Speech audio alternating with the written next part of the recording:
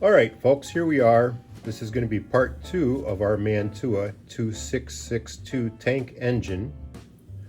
And at the end of the last video, we did have it up and running and pulling cars.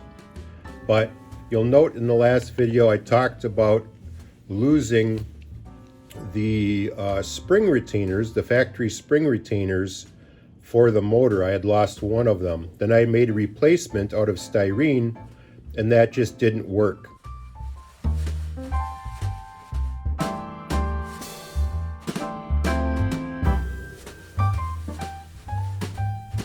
The styrene melted and it didn't have the physical strength. They were made kind of out of almost a very thin Bakelite. Hey, there's the shop kitty making her presence noise.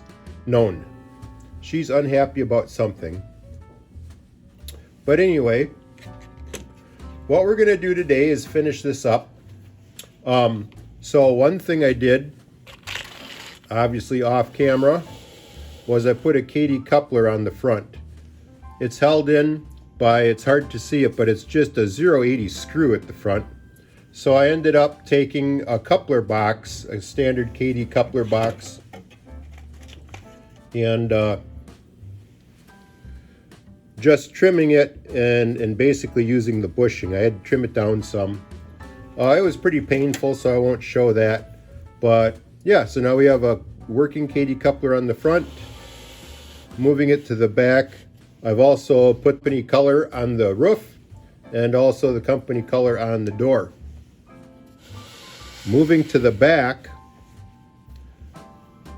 I don't know if some tabs had broken off in the disassembly part, but I had some 0.80 screws, and right behind these holes are small tabs in the frame.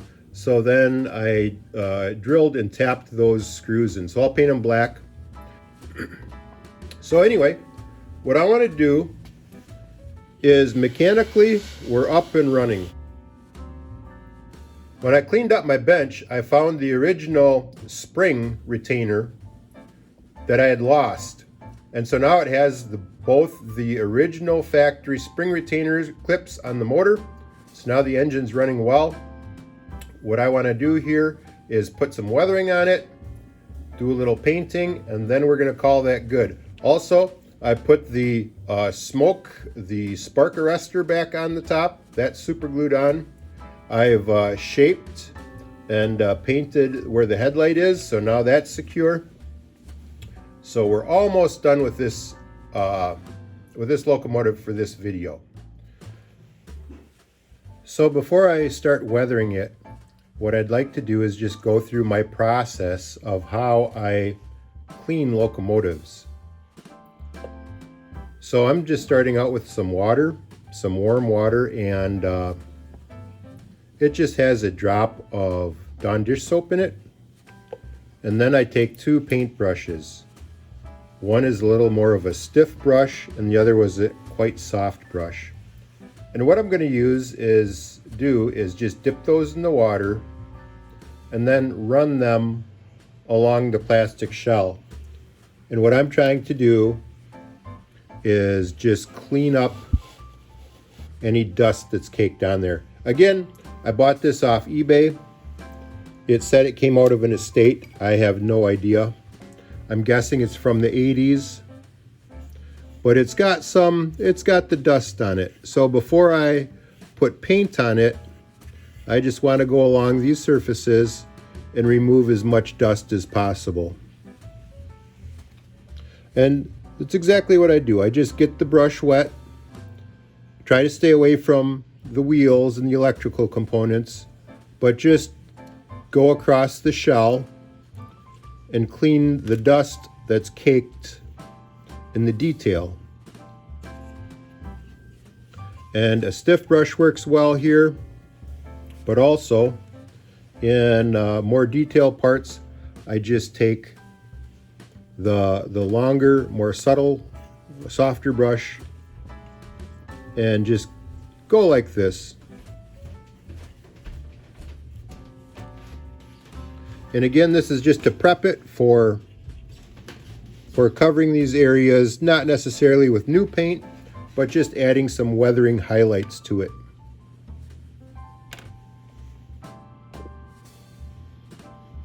And then we do the other side.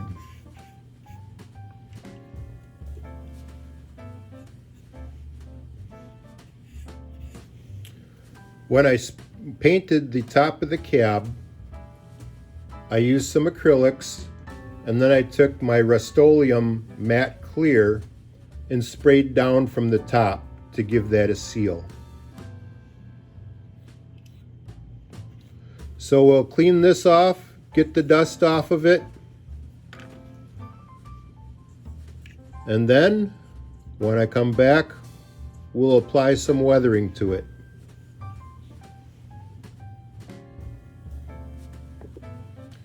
Another thing we can do, if we feel that there's too much water on, just take a Q-tip and just wipe up the excess water. It'll dry quite quickly. But that again just helps get the dust off of it and ensures a little neater weathering job.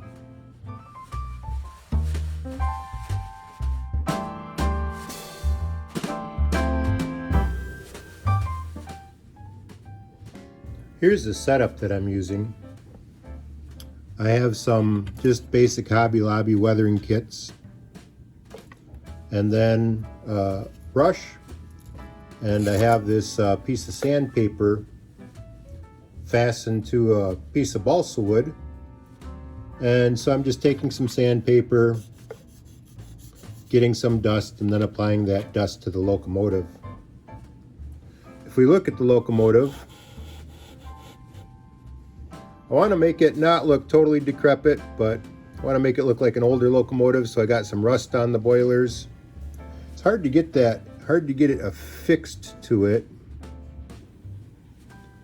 The effects will be subtle, but as I learned from doing an earlier engine, you get it on there, and then especially if you overspray it, it really tends to be diminished. So we'll just keep going here. Then we'll bring you back when we're done.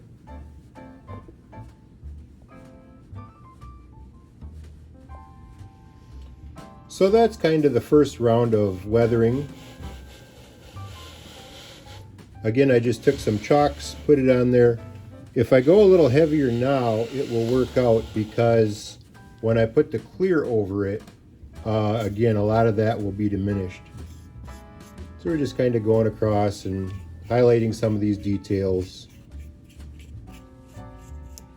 Now we'll come back with a couple other colors and I'll bring you back. Okay, there it is with kind of a gray wash, especially up by the pumps and blended in the water tank.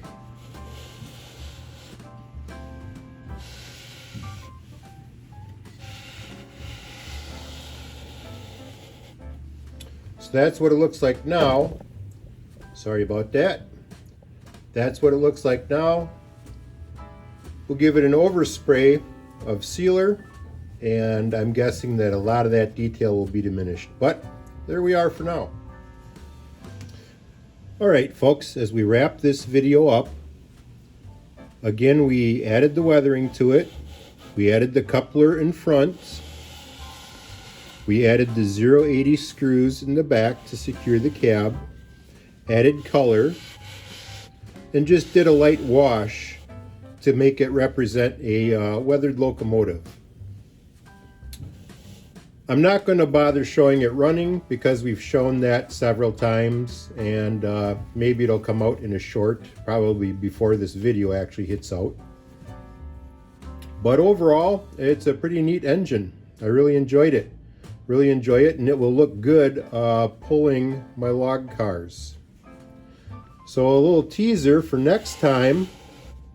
Originally, I had made a pole for a proper logging locomotive. This one, or the other one, which is the MDC Climax in pieces. So the next video we'll be doing, we're going to be taking this little guy.